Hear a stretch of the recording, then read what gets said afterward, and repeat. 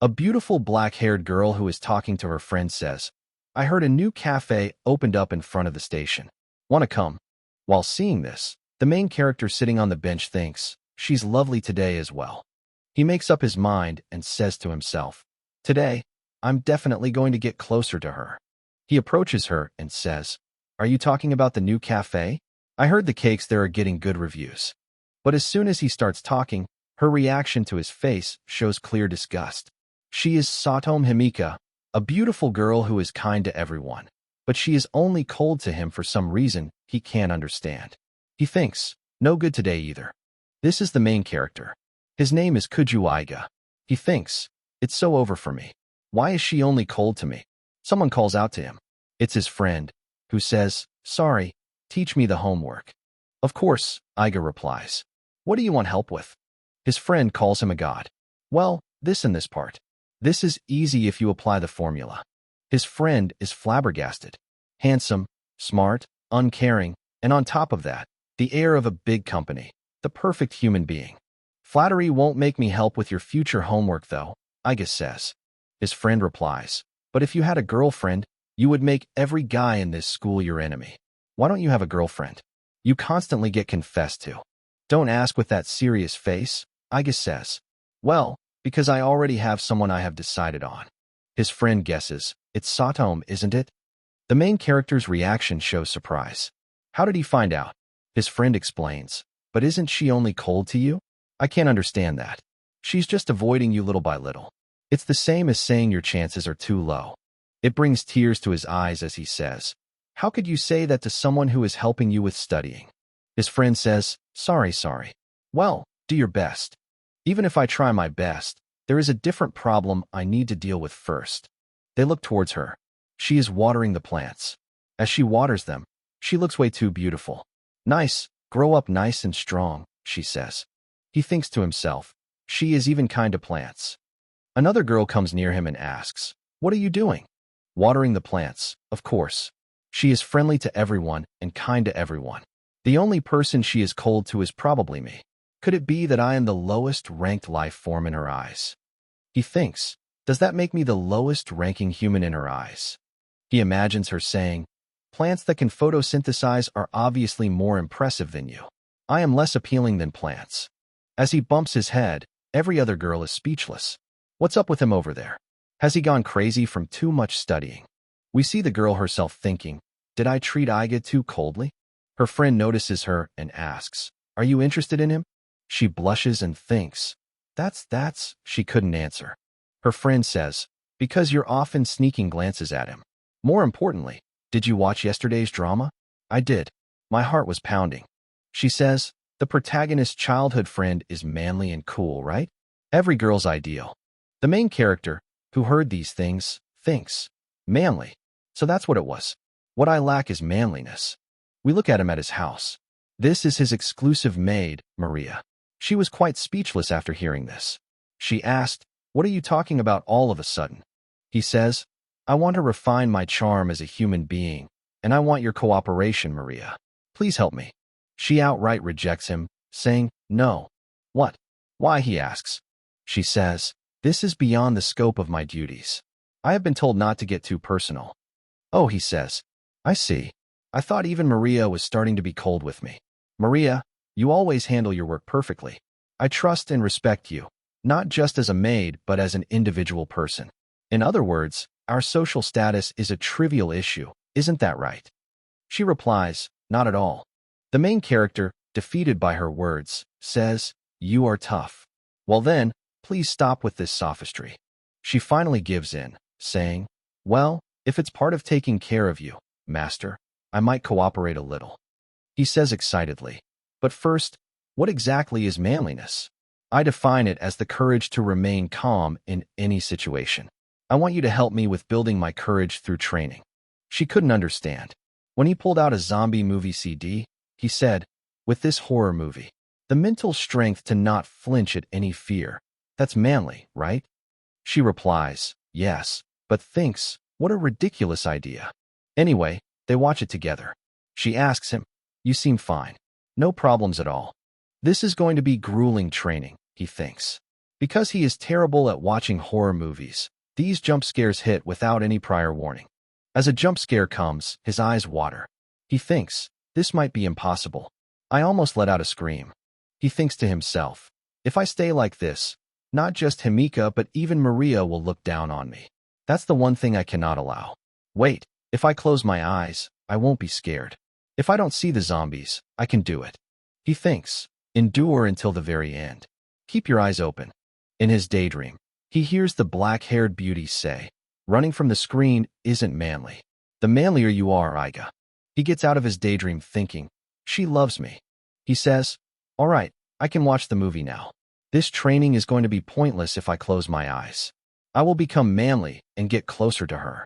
As he stares at the screen with determination, Maria thinks to herself, come to think of it, Iga is bad with horror movies, right? Looking towards him, he has already become a corpse. Sweat is pouring out of his body. We see him falling off the couch as she holds him, saying, a toothless zombie is biting me? Isn't that just a nibble? No, wait. Pull yourself together. He has already started to lose his vision, thinking, no good. My voice is fading away. Is this her voice?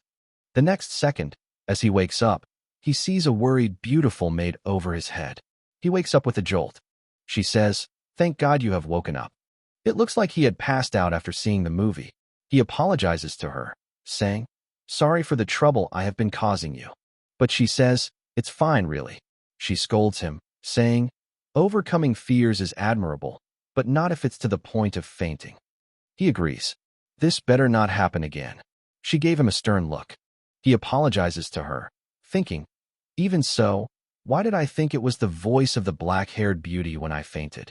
She wouldn't be taking care of me. Speaking of which, Maria asks, why did you suddenly start this training? He replies, I wanted to be a little closer to my crush's ideals. Hearing this, Maria's hand slips, and the plate in her hand falls to the ground. He tries to stop her, asking, what happened? But she just says, I'm sorry. I'll get back to work now. As soon as she left, he was quite worried. We see her taking off her clothes as she says, I lied, even though I had no work left. She thinks to herself, Iga-sama, so you do have someone you like. The next day after school, we see him sighing as he thinks, I didn't get to talk to Himika-san today as well. Just in front of his eyes, some guy is talking to her. She has been getting hit on by this guy.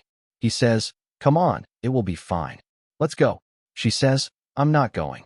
Looking at it, he is really scared, but he has to help her. His legs won't move. The guy asked her out for karaoke, but as soon as she says no, we see him running towards her. Why am I hesitating? All my training yesterday was for this exact moment, to protect her. As he comes in front of her, he says, do you have any kind of business with my girlfriend? She is amazed seeing how he has come to save her. The guy asks him with a stern look, she's your girlfriend? The main character replies, that's right. It's scary, but he won't back down. After that, the guy just pats the main character on his shoulder, saying, say that sooner. If she has a boyfriend, I won't hit on her. I'm a proper guy, you see. A proper guy wouldn't hit on her to begin with. The main character thinks, well, as soon as he says bye to them, saying, take care and be happy, he leaves. He asks her, are you hurt? She couldn't say anything, but then he gets down on his knees, saying, sorry for calling you my girlfriend without permission. She was all right with it. He thinks, even if it was to chase him away, it was way too far. She thanked him for saving her and helping her. She comes closer to him and says, just now, you were manly and cool. We see him holding her hands, saying, can I get your contact info? She gets totally flustered after hearing that and starts to stammer. The main character says, even your social media is fine. She mumbles and runs away, saying, no way. The main character thinks, why? Even after becoming manlier, I am getting treated coldly. Was love always this much of a challenge? When she got home, we see that she is totally blushing. This girl is completely head over heels for the main character. She thinks, he is so cool. Don't touch my girlfriend. The words that he said. No way, no way. He's too perfect. Please make me your girlfriend for real. Oh, but she knows that can't be possible. She took off her bag. Her black hair. We see that it was no one else but Maria. Marrying the main character is a dream that will never come true. This is Satomu Himika, and also the Kuju family's maid, Maria. By the order of the Kuju family head, I disguised myself as Himika and as his classmate. It's to monitor whether he is behaving suitably for the family. I avoid contact so he doesn't notice, and even in the mansion, I can't interact with him beyond my role as a maid. He is being so kind and makes an effort to connect with both Himika and Maria. Yet the head always tells him to keep company only with those that are duly befitting as the future head. If I get closer to him, the head's evaluation of Iga-sama will drop. I absolutely must not jeopardize his future. So these feelings must be kept secret. But to be honest, it's extremely exhausting to be cold to a person you like. No, I don't want to. If I keep this up, he will soon hate me. She lies in bed, cuddling the pillow, thinking, I really don't want to be cold to him. The next day in school, the teacher says, next week is cooking practice. Today we'll be dividing into groups by lottery. Girls say, I hope I end up in the same group as Iga. But he doesn't seem interested in the group assignment. He is not making a fuss like the other boys. He's probably thinking it's not a big deal to do cooking practice with girls. Of course, that's not the case for him. He thinks, I hope I end up in the same group as Himika. Cooking together with someone like you. It's not an exaggeration to say it's basically being newlyweds.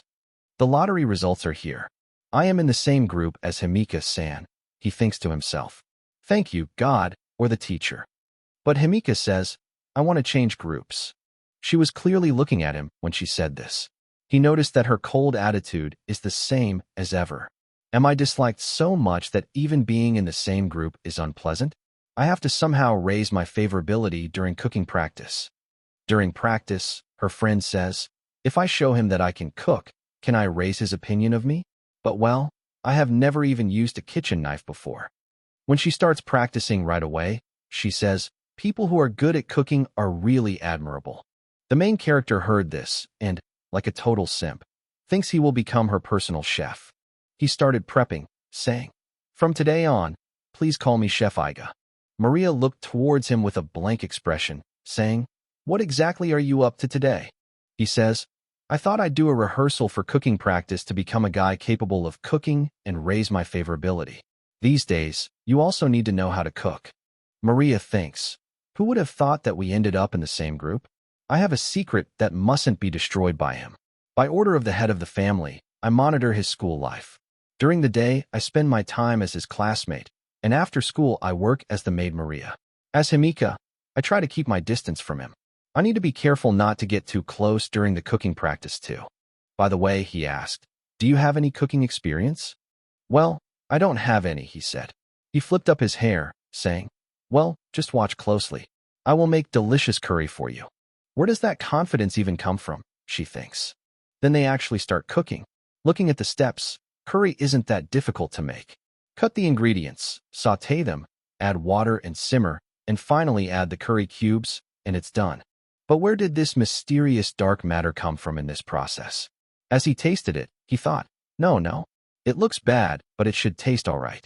But just after one sip, he falls down to the floor, saying, my whole body is losing sensation and consciousness.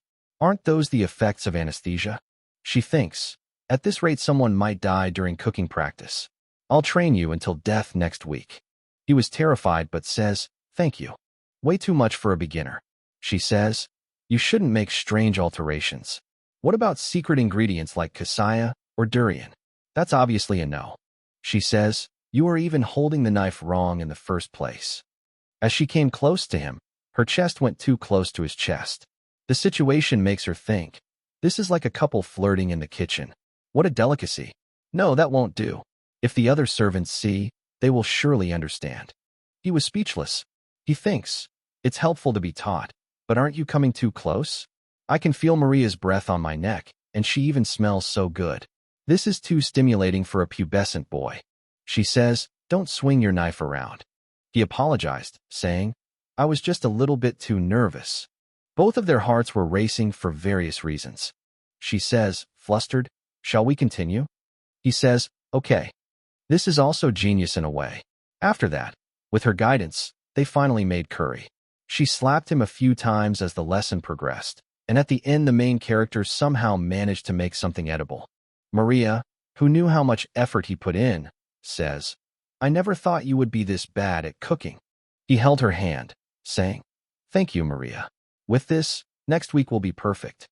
She was quite emotional, thinking, will it now? While I am a little bit worried, I guess we have come a long way compared to the dark matter. The following week, the cooking practice started.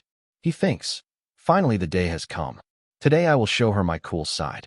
He says, I will cut the vegetables.